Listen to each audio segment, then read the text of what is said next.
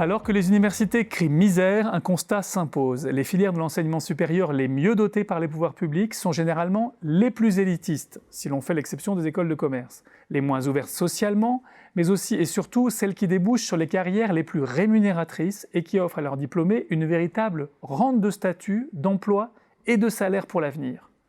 Le débat sur le remboursement de la pantoufle à Polytechnique en a fourni une illustration caricaturale. Depuis 2015, les anciens élèves qui travaillent dans le privé, c'est la majorité, doivent rembourser les émoluments d'environ 880 € mensuels, avec droit à la retraite pour une partie, qu'ils ont perçus pendant leur scolarité s'ils ne servent pas 10 ans l'État, soit entre 21 000 et 31 000 € selon qu'ils ont passé 2 ou 3 ans dans les effectifs de Polytechnique. Dans une règle précédente, mais qui s'appliquait peu, il leur était demandé de rembourser davantage le coût de leurs études ayant été évalué à 45 000 €. L'IX n'est pas la seule à offrir à la fois des conditions d'études exceptionnelles et un salaire. Au total, 7 écoles publiques comme Normal Sup, Saint-Cyr, l'ENA ou l'École nationale de la magistrature paient leurs élèves entre 880 et 2 300 € mensuels, ainsi que le note l'Observatoire des inégalités, pour qui les élèves que l'État rémunère proviennent dans leur immense majorité des classes aisées. La dépense engagée par l'État est un pur effet d'aubaine pour leurs parents. A l'inverse, seulement 38% des doctorants qui réalisent à l'université une thèse en sciences humaines et sociales bénéficient d'un contrat de recherche, une précarité qui explique que les vocations de jeunes chercheurs diminuent. Ajoutons à cela que les élèves qui accèdent aux grandes écoles d'ingénieurs publics, dont les droits d'inscription sont très faibles et les conditions d'études bien plus confortables qu'à la fac, seront préalablement passés par les classes préparatoires, tout comme les étudiants des très grandes écoles de commerce d'ailleurs.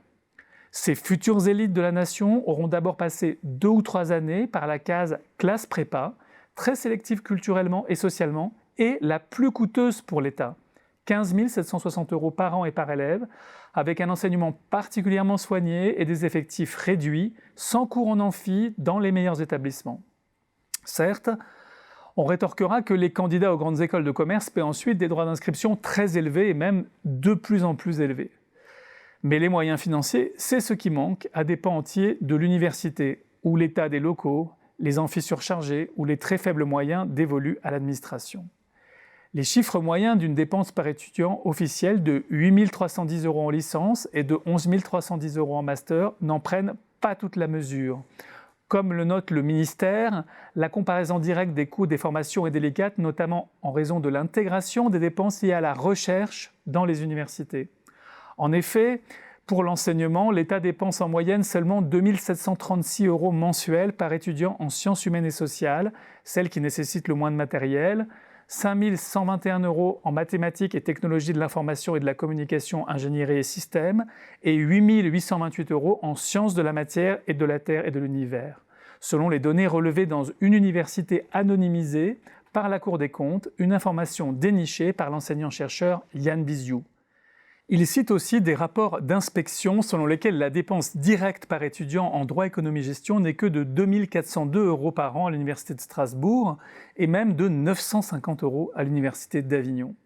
On peut donc s'interroger sur l'opportunité du relèvement du coût d'accès aux grandes écoles, car une telle disproportion des allocations des moyens publics est-elle légitime lorsque ces filières d'excellence qui garantissent une rente de carrière et de rémunération à leurs impétrants restent, malgré les bourses, socialement aussi sélectives ?